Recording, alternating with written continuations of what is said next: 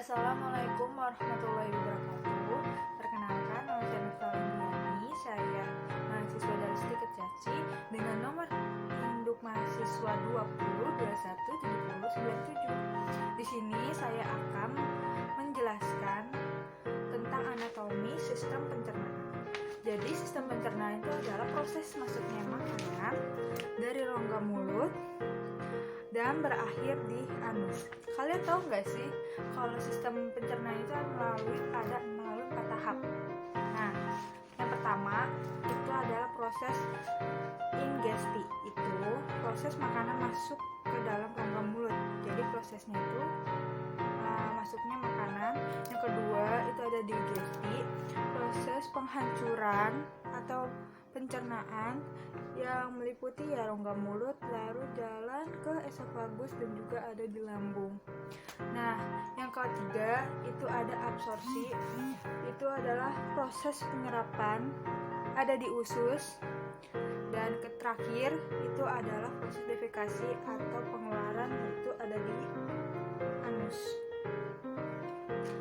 Nah, kalian tahu nggak sih kalau sebenarnya proses pencernaan ini meliputi 2 sistem pencernaan. Ada apa aja sih? Yaitu mekanisme. Mekanisme itu adalah prosesnya penghancuran yang meliputi pemotongan, dicampur, terus dihancurkan. Nah, yang kedua itu ada proses kimiawi. Proses kimiawi itu adalah prosesnya penyampuran reaksi kimia dari makanan yang molekulnya besar dari makanan itu menjadi molekul yang sangat-sangat kecil dan sisa-sisa yang nggak bisa dicerna itu langsung masuk ke usus besar. Nah, di sini saya akan menjelaskan ada apa aja sih anggota-anggota tubuh yang ada di sistem pencernaan. Oke, yang pertama itu ada rongga mulut.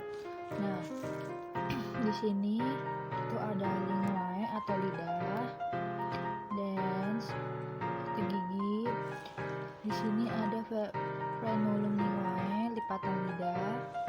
Lalu di sini ada musculus myolideus, itu adalah otot mulut bawah, dasar bawah. Di sini ada mandibula. Jadi ini adalah tulang rahang kita. Terus ini ada musculus messencer, itu adalah otot yang untuk membantu kita dalam mengunyah dan juga menutup si rahang. Terus sini ada kelenjar terbesar kita, namanya glandula parotideus. Nah, dia yang menghasilkan kelenjar ludah terbesar di sini. Nah, salurannya dinamakan ductus parotideus di sini. Terus di sini ada glandula submandibularis. Itu juga kelenjar ludah, tapi dia setengah dari si parotis. Dan salurannya ini disebut ductus submandibularis. Lalu di sini ada glandula sublingualis, itu adalah kelenjar ludah juga, tapi dia terkecil dari keduanya ini. Dan nama salurannya itu ductus glandula sublingualis.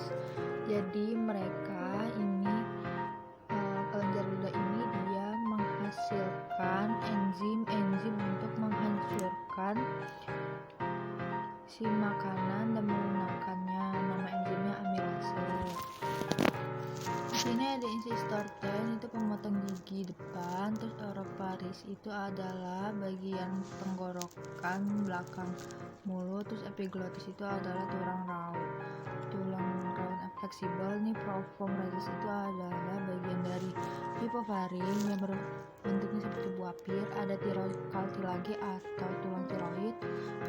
Kiroid cartilage itu adalah tulang kiroid. Chiropharyngeus muscle dan chiropharyngeal constriction ini adalah otot di esofagus. Lalu ada trakea, ada aorta, terus juga ada aorta itu ada pembuluh darah, aortic digestion itu adalah pembuluh darah yang melekat di esofagus, ada left main bronchus atau bronkus sebelah kiri, diafragma. Terus ada inferior esophageal sphincter, itu adalah katup esofagus. Oke, di sini ada gaster atau lambung. Di bagian pertama itu ada kardia, adalah katup atasnya lambung. Di sini ada fundus pustulus, adalah dasarnya lambung. Serosa itu adalah jaringan ikat yang melapisi luar lambung. Terus ini corpus, itu adalah badan lambung. Terus di sini ada otot-ototnya, namanya otot longitudinalis, itu adalah otot yang memanjang. Musculus cricularis, itu adalah otot yang melingkari lambung. Lanjut sini ada musculus obliquus, itu adalah otot yang menyamping. Lalu di sini ada curvatur minor, itu adalah lengkungan kecilnya si lambung. Terus di sini ada carpula mayornya gaster, itu adalah lengkungan besarnya si lambung juga. Nah, kalau ini itu sirogas mucosa, itu adalah selaput lendirnya lambung. Ada atrium pioculum, itu adalah rongga yang melebar lambung. Canalis pyloricum, itu adalah saluran muara lambung. Dan di sini ada pylorus, itu adalah muaranya lambung. Lalu ada sphincter pyocricus, dia katup dasar atau bawahnya lambung. Nah, langsung masuk ke duodenum. Nah, proses kimiawinya itu dia sudah tercampur oleh enzim-enzim yang berada di asam lambung atau beta lambung. Nah, ada apa aja sih enzim-enzimnya? Jadi enzim-enzimnya itu ada 3. Yang pertama itu asam klorida atau bisa dibilang HCI. Nah, HCI ini berfungsi untuk membunuh bakteri-bakteri yang ada di bolus atau kuman. Nah, yang kedua itu ada enzim pepsin. Nah, fungsinya ini dia itu memecahkan protein menjadi pepton. Terus ada enzim yang ketiga itu enzim renin. Jadi dia memecahkan kaseinegon menjadi kasein, dan juga dia mengendap kaseinnya dari yang berasal dari susu. Baiklah, saat prosesnya mencerna makanan di duodenum ini dia dibantu oleh pankreas dan kantung empedu. Di sini saya akan ngejelasin sebelum masuk ke usus halus. Adapun anggota aksesoris yang membantu sistem pencernaan, yaitu ada vesikel valea, itu kandung empedu, mukosa pankreas, itu adalah mukosa pankreas. Terus ductus hepaticus dextra dan sinistra, itu adalah saluran hati kiri dan kanan. Terus di sini ada ductus cuticus, itu adalah saluran proksimal. Terus sini ductus hepaticus communis, itu dia saluran yang menghubungkan antara saluran hati kiri dan kanan. Terus dan dia akan juga masuk, si ductus proksimal juga masuk. Terus ada ductus cholecdochus atau saluran distal. Nah, ada juga hepalopankreatik, ini adalah yang saluran ke hati dan pankreas. Di sini ada pankreas. Terus ductus pancreaticus adalah saluran pankreas. Di sini ada papilla duodenal, dia salurannya ke duodenum, ke arah duodenum atau usus 12 jari. Di sini prosesnya cuma ada kimiawi. Nah, si kandung empedu ini dia berfungsi untuk memecahkan lemak. Nah, dia itu berasal dari hati. Jadi cairan empedu itu berasal dari hati, masuk ke dalam kantung empedunya. Terus dia langsung jalan ke saluran empedu.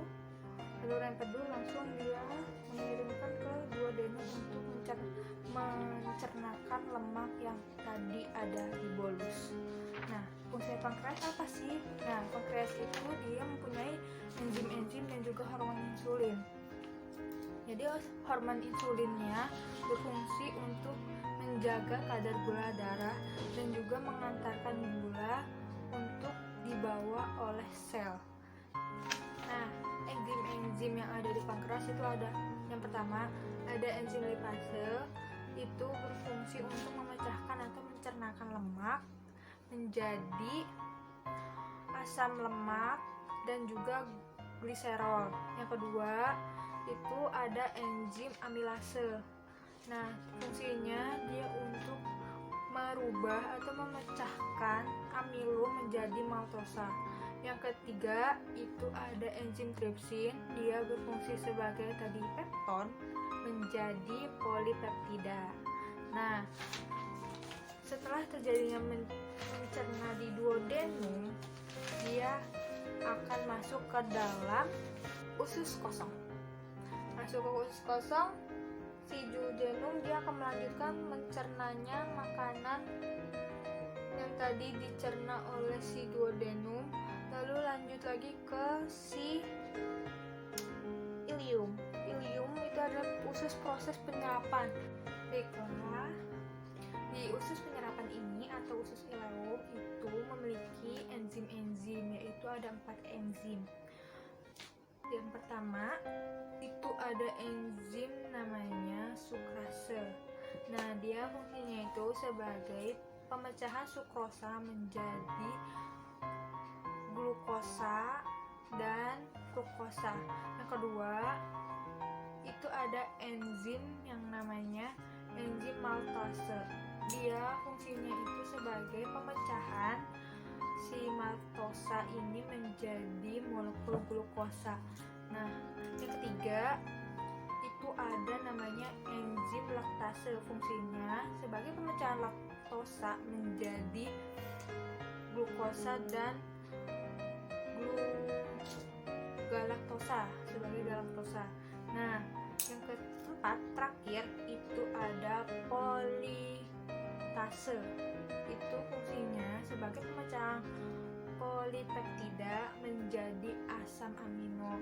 Jadi molekul-molekul yang tadi molekul kompleks menjadi molekul yang sangat-sangat benar-benar sederhana. Zat-zat yang tadi yang sudah dibutuhkan itu akan dibawa oleh darah dari ileum, nanti dibawa oleh darah dihantarkan ke seluruh tubuh. Nah, sisa-sisa zat-zat makanan yang sudah tidak bisa diserap lagi, dia akan masuk ke dalam usus besar. Oke, di sini ada usus besar.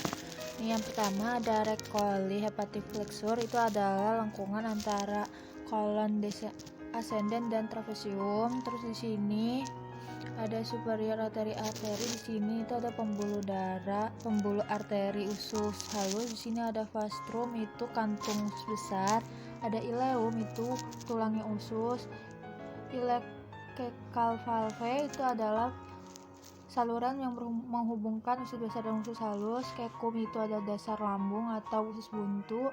Venerum appendix seperti umbai cacing, dia di dalamnya ada sel darah putih yang berperan dalam imunitas. Lanjut ke samping, itu ada left collis splenic flexure, itu adalah